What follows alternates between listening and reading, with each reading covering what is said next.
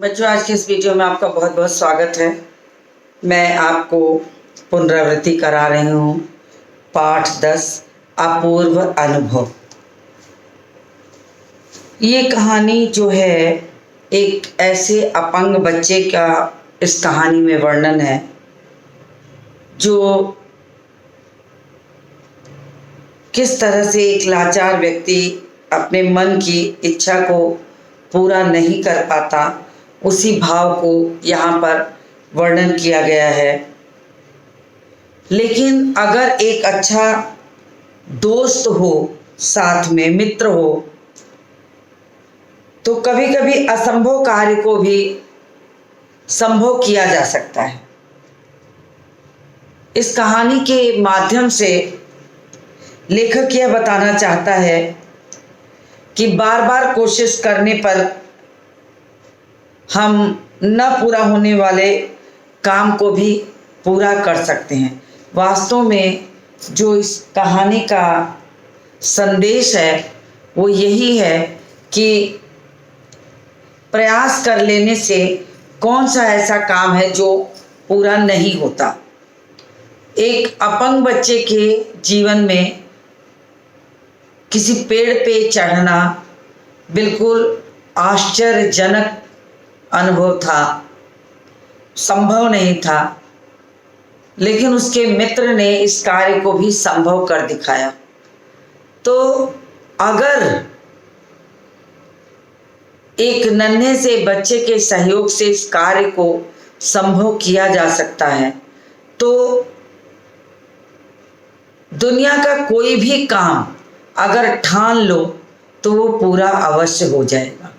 ये मान करके जो अनोखा अनुभव यहाँ पर कहानी में दिखाया गया है उस विकलांग बालक का, उसी को अपूर्व अनुभव कहा गया। अनोखा अनुभव उन्हें होता है कि उस पेड़ पे चढ़कर उसने दुनिया को किस नज़र से देखा, ये वर्णन किया गया है। तो उसी की अनुभूति को यहाँ पर लेखक ने समझाया है, हमें बताया है, यानी कि कैसे एक विकलांग बालक को एक पेड़ पर चढ़ाकर उसके मन के भावों को समझने की कोशिश की गई है। तो इसीलिए इस पाठ का नाम ही रखा गया है अपूर्व अनुभव, अनोखा अनुभव। तो मैं अब पाठ को पढ़ने चल रही हूँ। इस पाठ में पढ़ने से पहले मैं बता दूं कि इस पाठ को संस्मरण के आधार पर लिखा गया है, याद करके। जैसे किसी के साथ कोई घटना हो और उस घटना को कुछ समय के पश्चात याद के आधार पर लिखा जाए, उसे हम कहते हैं संस्मरण। तो इसमें जो दो पात्र मुख्य हैं, एक बालिका है तोतो चान और 1 साल बड़ा बालक है यासुकी चान। ये दोनों ही मित्र हैं और इन्हीं के साथ यासुकी चान को पोलियोग्रस्त बालक के रूप में कहानी में दिखाया गया है कि वो पोलियोग्रस्त बालक है, उसका पेड़ पे चढ़ना बिल्कुल कठिन है। और जहाँ का वर्णन किया गया है वहाँ पर लोग खेलने के लिए हर एक बच्चे का अपना एक निजी संपत्ति के रूप में एक पेड़ होता था जिस पर चढ़कर वो खेलते कूदते थे, और किसी एक व्यक्ति दूसरे व्यक्ति के पेड़ पर चढ़ने के लिए उससे अनुमति लेता था, कि अनुमति आज्ञा लेता था। जब उसे आगे, जैसे हम किसी के घर जाते हैं तो हम उसकी आज्ञा लेते हैं अंदर जाने के लिए, या वो आता है, दरवाज़ा खोलता है, हमें कहता है कि आइए अंदर बैठिए, तभी हम अंदर जाते हैं, अन्यथा हम बाहर खड़े प्रतीक्षा करते हैं।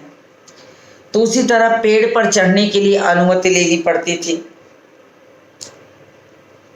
और तोतो चान ने ये ठाना था कि यासुकी चान का तो कोई अपना निजी पेड़ है नहीं, तो क्यों न इसे भी एक दिन पेड़ पर चढ़ने का निमंत्रण दें। कहना बहुत आसान था, लेकिन उस बालक को वास्तव में पेड़ पे चढ़ाना बहुत कठिन काम था। लेकिन क्योंकि वो पोलियोग्रस्त बालक था, अब किसी भी पेड़ को अपना मान कर उस पर चढ़ाना बहुत कठिन काम था। लेकिन यासुकी चान ने बिना किसी को बताए इस कार्य को अंजाम दिया, जो वास्तव में अपने में बहुत खतरनाक भी था। एक तो यासुकी चान तोतो चान से 1 वर्ष बड़ा था, ऊपर से विकलांग था। विकलांग बच्चे के शरीर का भार वैसे भी अधिक हो जाता है।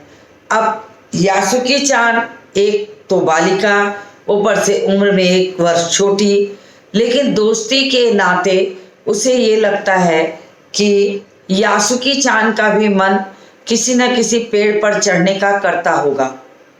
तो उसके मन में ये आता है, उसे निमंत्रण देकर एक दिन अपने पेड़ पर उसे चढ़ाकर दुनिया के नज़ारे को दिखाना चाहिए। यद्यपि यासुकी चान के लिए ये कार्य बहुत खतरनाक था, पेड़ पे चढ़ना, लेकिन तोतो चान ने मित्रता के नाते ये ठान लिया था कि वो कैसे भी चढ़ाएगी।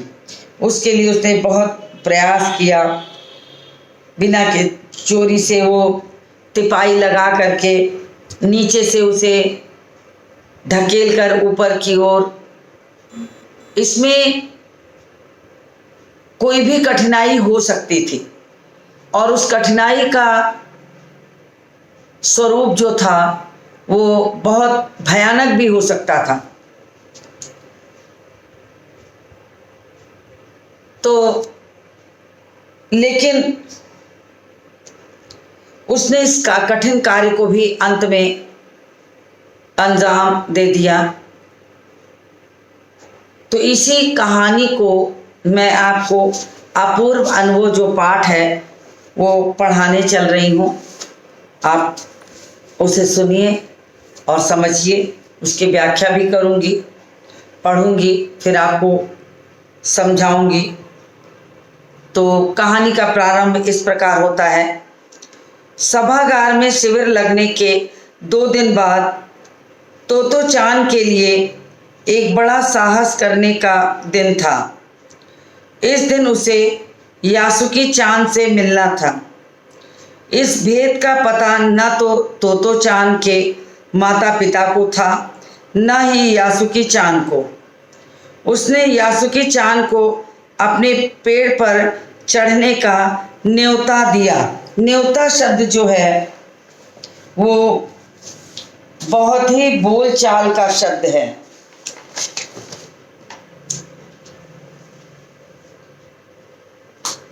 न्योता शब्द यहाँ लिखा है।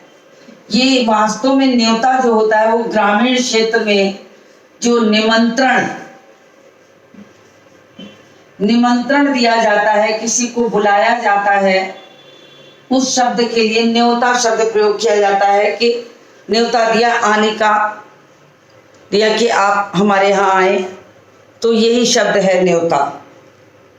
अब एक दिन ये स्थिति आई कि यासुकी चान तोतो चान को अपने पेड़ पर चढ़ने का निमंत्रण देती है कि उसे बुलाए और पेड़ पर चढ़ाए। अब वहाँ की जो स्थिति थी उसका वर्णन करते हुए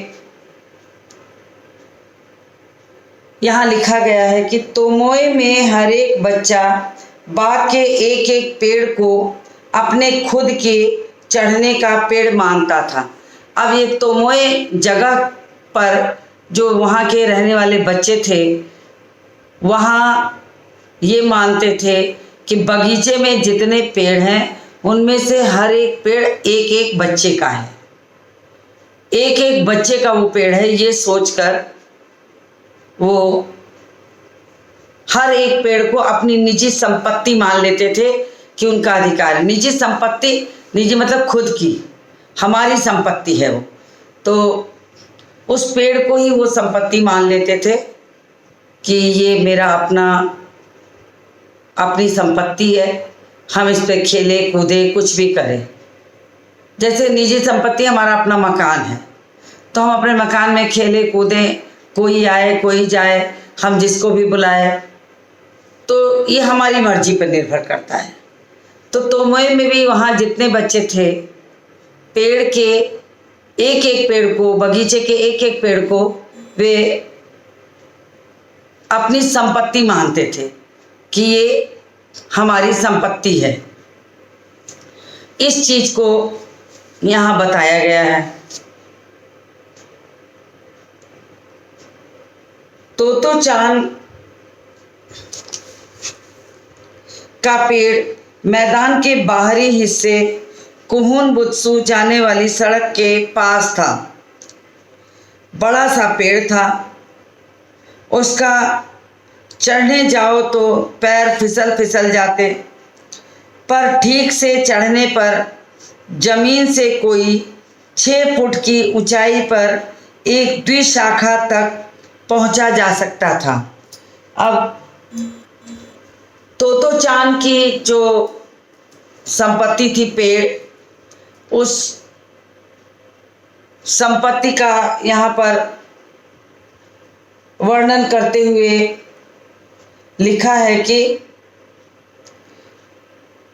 तोतो चान का जो पेड़ था वो कोहन बुत्सु जाने वाली सड़क के एकदम किनारे की ओर बाहरी हिस्से पर था, और पेड़ भी काफी बड़ा था, काफी बड़ा पेड़ था, जिस पर चढ़ना भी कठिन था, आसान नहीं था।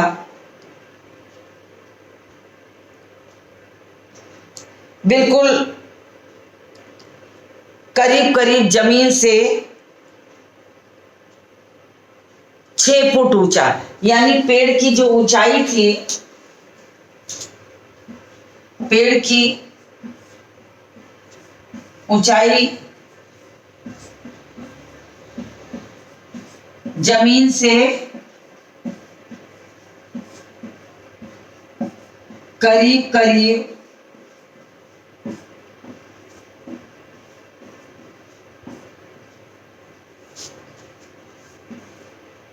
6 फीट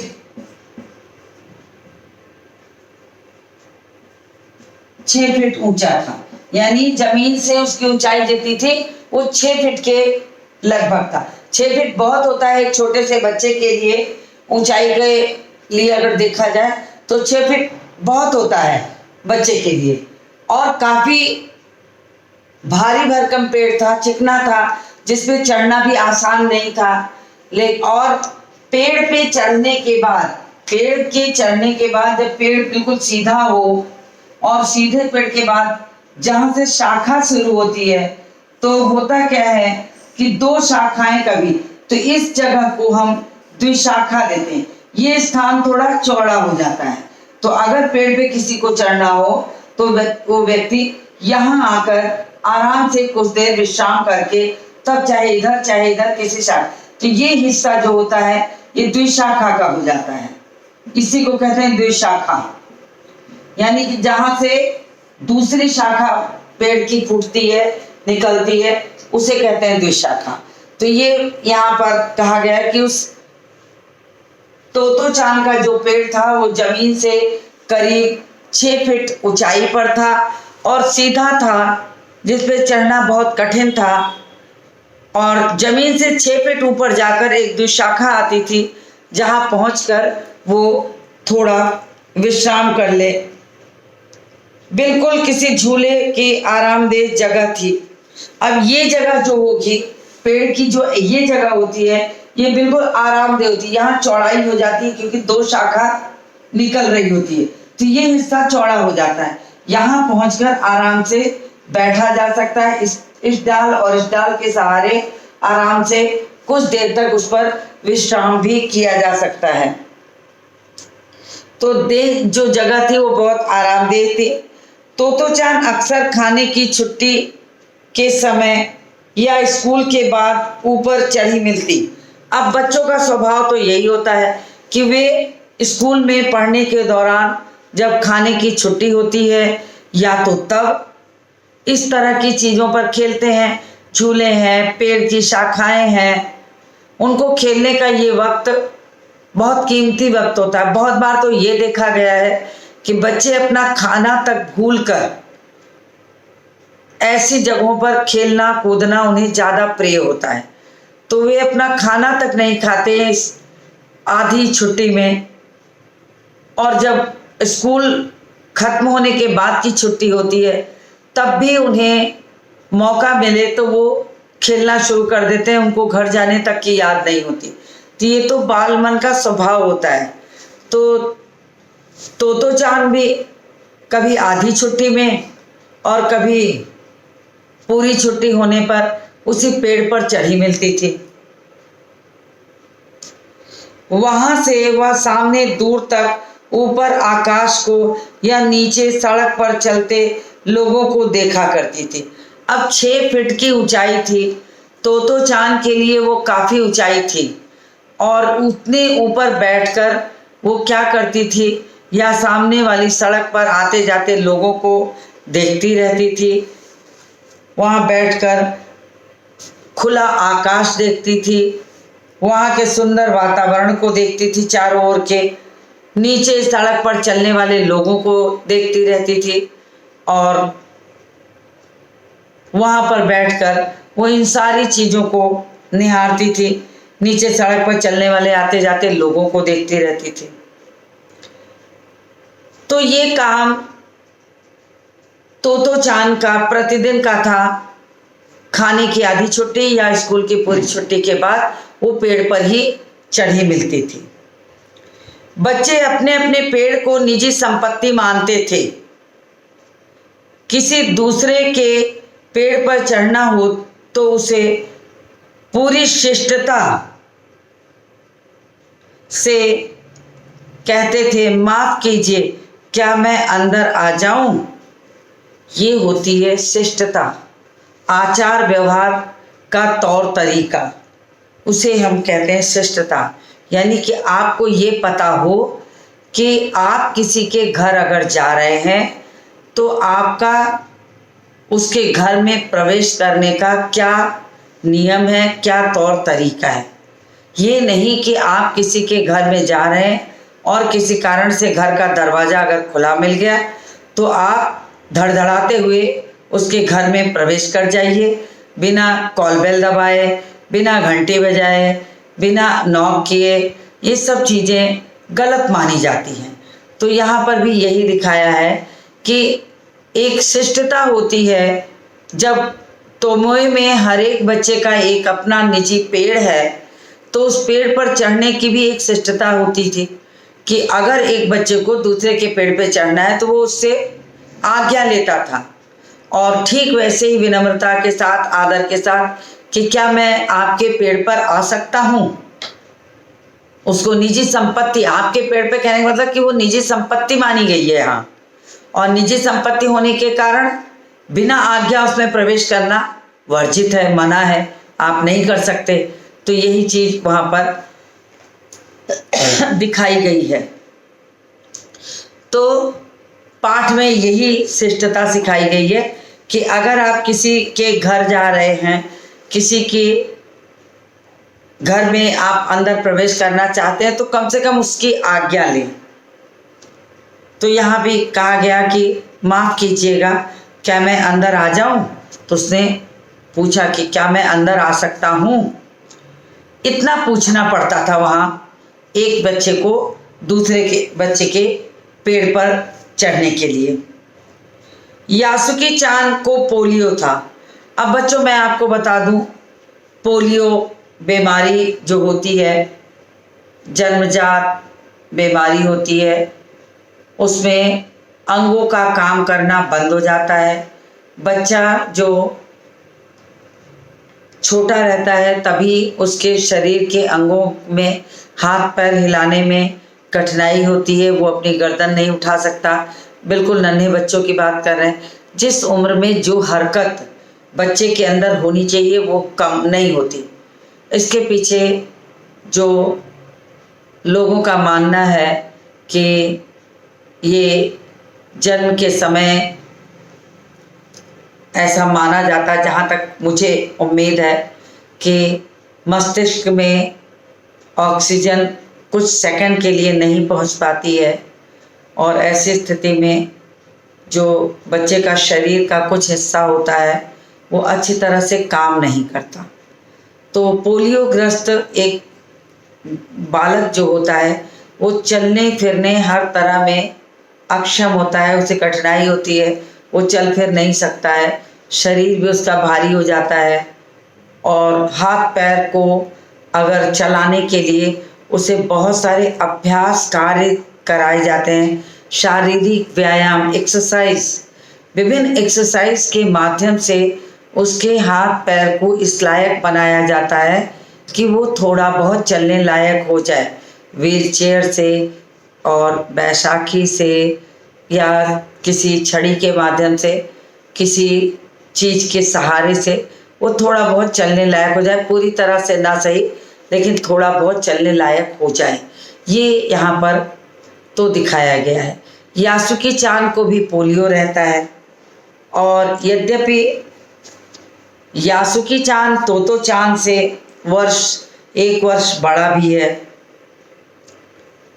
इसलिए वह न तो अब पोलियो होने के कारण वह न तो पेड़ पर चढ़ पाता और न किसी पेड़ को अपनी निजी संपत्ति बना पाता। दोनों उसके वश में नहीं था, क्योंकि वो स्वयं शरीर से अक्षम था, कठिन था, उसके लिए चढ़ना संभव नहीं था। अब तोतो चान ने उसे अपने पेड़ पर आमंत्रित किया यानी बुलाया, ये दिया कि तुम मेरे पेड़ पर आओ, न्योता दिया, बुलाया, न्योता दिया कि तुम मेरे पेड़ पर आओ।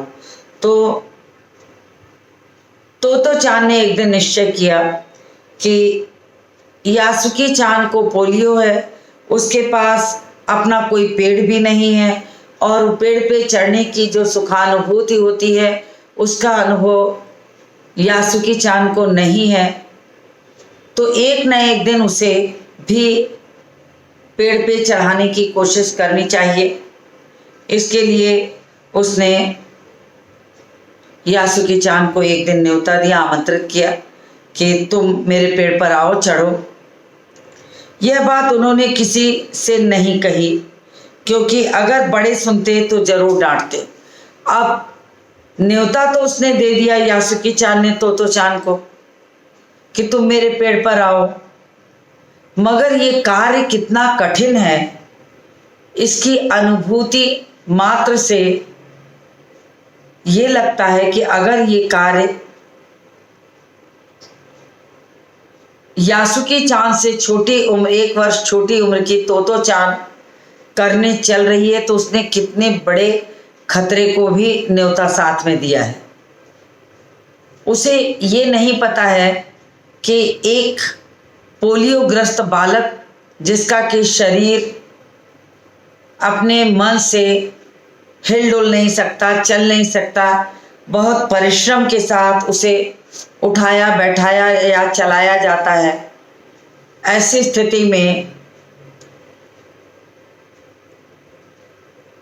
उस बालक को हिम्मत करके किसी पेड़ पर, वो भी जमीन से 6 फुट ऊंचे पेड़ पर चढ़ाना बिल्कुल आश्चर्य में डालने वाला काम है।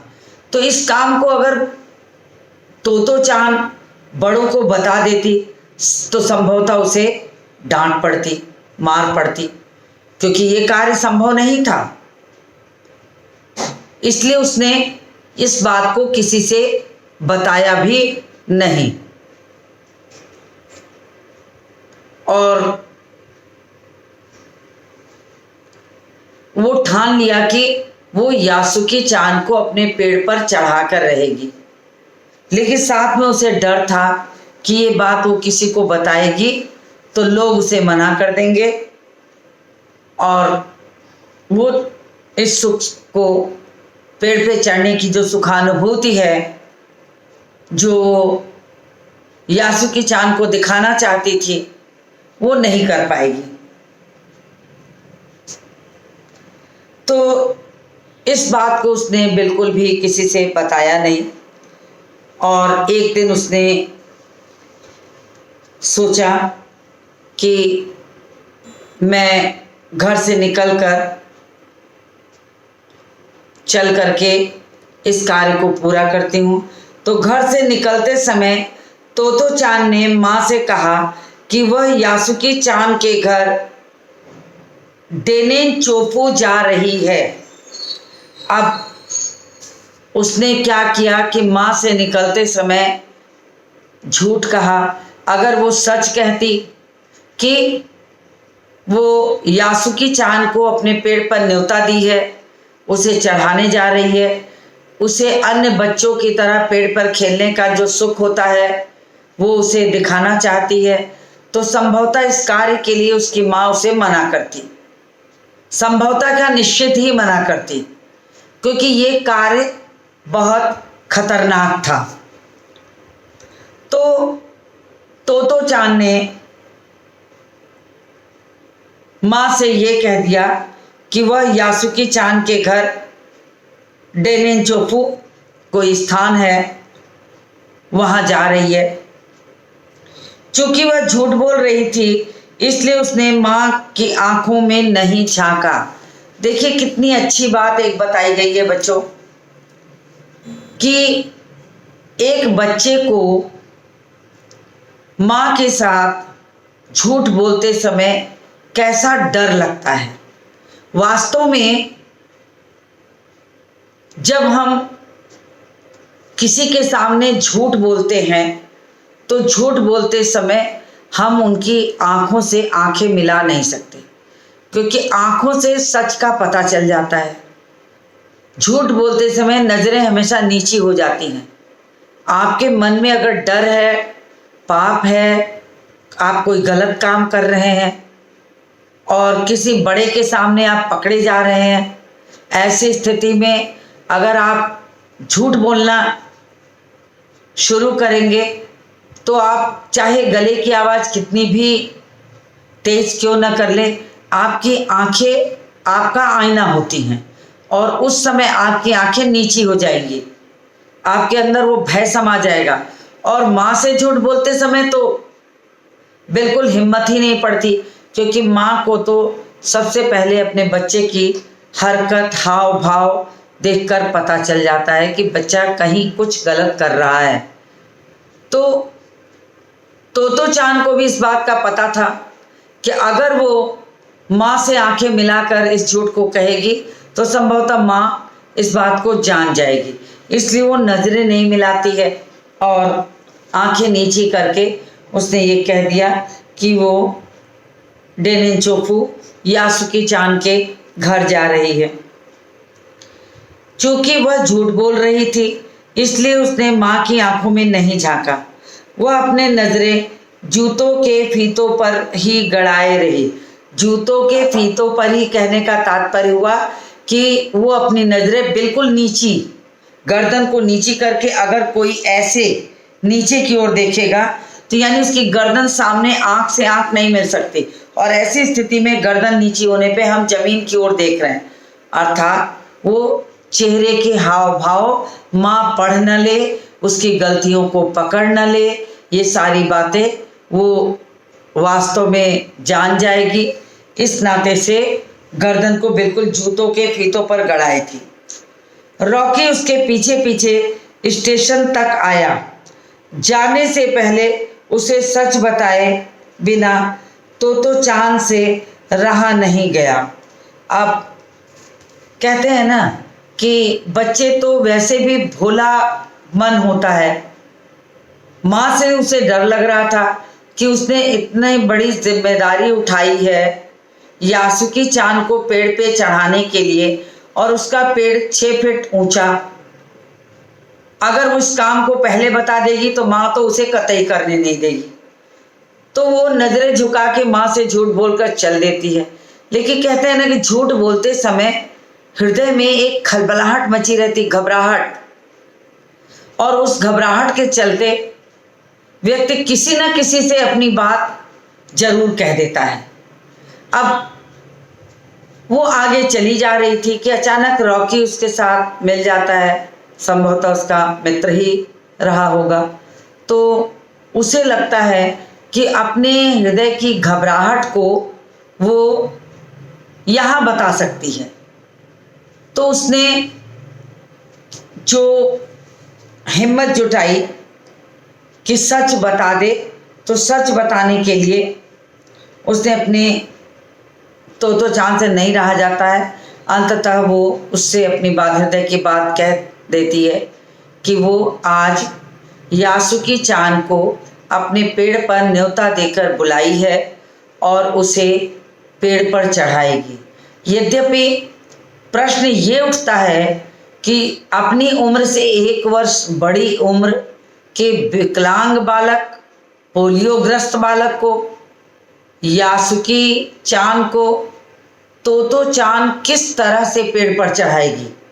निमंत्रण देना तो आसान था, मगर एक लड़की उम्र में 1 वर्ष छोटी और एक अपने मित्र यासुकी चान जो कि उम्र में 1 वर्ष बड़ा और ऊपर से पोलियोग्रस्त के कारण शरीर में एक भारीपन, थुलथुलापन हो जाता है, क्योंकि शरीर चल फिर नहीं सकता और ऐसी स्थिति में शरीर में थुलथुलापन का होना बिल्कुल स्वाभाविक हो जाता है।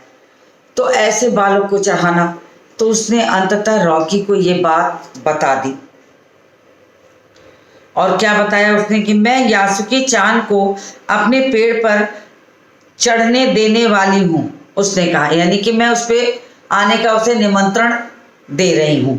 यहाँ तक उसने समझाया कि किसी भी तरीके से जिस यासुकी चान को वो अपने पेड़ पर चढ़ाने जा रही है उसका वर्णन करने के लिए उसने रॉकी को बता दिया कि बहुत हिम्मत का काम उसने किया है और वो उसे चढ़ाएगी।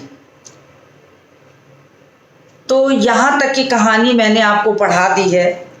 बच्चों, ये भी उन्हीं आपके ही उम्र के छोटे बच्चों की कहानी है कि मित्रता के कारण बच्चे अपने मित्र के कष्ट को नहीं देख सकते। तो चांद जब सारे बच्चों को पेड़ पे चढ़ा देख करके खुश होता देखती थी, उस समय यासुकी चान किसी पेड़ के किनारे या कहीं अलग बैठकर उन बच्चों को चढ़ते उतरते, खेलते कूदते देखता था। तो चान इस चीज को निरंतर देखती थी। तभी तो उसके मन में एक दिन आया कि जब सारे बच्चों की अपनी एक निजी संपत्ति है, सब उस पर चढ़कर खेलते हैं, कूदते हैं, तो यासुकी का भी मन कहता होगा। और अपनी मित्रता के कारण ही उसने ये ठाना कि निश्चित ही उसे भी एक न एक दिन इस पेड़ पर चढ़ाकर वो सारे नज़ारे दिखाएगी जो वो देखकर प्रसन्न होती है, क्योंकि उसका पेड़ भी एकदम किनारे बाहर की ओर था। वहाँ से सड़क दिखाई पड़ती थी, वहाँ से खुला आकाश दिखाई पड़ता था, पूरे खुले वातावरण का जो अनुभव था उसे मिलता था। और वो पेड़ पर चढ़कर द्विशाखा पर आराम से बैठ जाती थी, जैसे झूले का आनंद ले रही हो। और ऐसे करते हुए वो वहाँ पर जो वातावरण का सुखानुभव था उसको लेती रहती थी। तो रोजाना ऐसा करते करते और रोजाना यासुकी चान को किनारे बैठा देख करके अंततः उसने ये मन में आ जाता था कि काश उसे भी वो अपने पेड़ पर चढ़ा सकती। और वहाँ का नियम था कि किसी को किसी के पेड़ पे जाना होता है तो वहाँ आज्ञा लेनी पड़ती है। तो उसने एक दिन न्योता दे दिया कि मैं तुम्हें अपने पेड़ पर चढ़ाऊंगी। लेकिन बहुत हिम्मत का काम उसने किया। इस हिम्मत को करने के लिए उसने माँ से झूठ बोला, और झूठ बोलते समय उसकी जो नज़रें थी बिल्कुल नीची थी। में आंखें मिला नहीं सकती थी, लेकिन अंततः वो अपनी हृदय की बात किसी न किसी को जरूर बताएगी, क्योंकि उसको घबराहट हो रही थी। तो उसने रॉकी को बता दिया कि आज वो ऐसा कार्य करने जा रही है। तो मैंने यहाँ तक की कहानी आपको पढ़ा दी। इसके आगे की कहानी शेष भाग को मैं अपने अगले वीडियो में लाऊंगी। तो उम्मीद करती हूँ कि आपको ये कहानी अच्छी तरह समझ में आ गई होगी। इसी के साथ मैं ये वीडियो यहाँ समाप्त करती हूँ और मिलती हूँ आपसे अगले वीडियो में।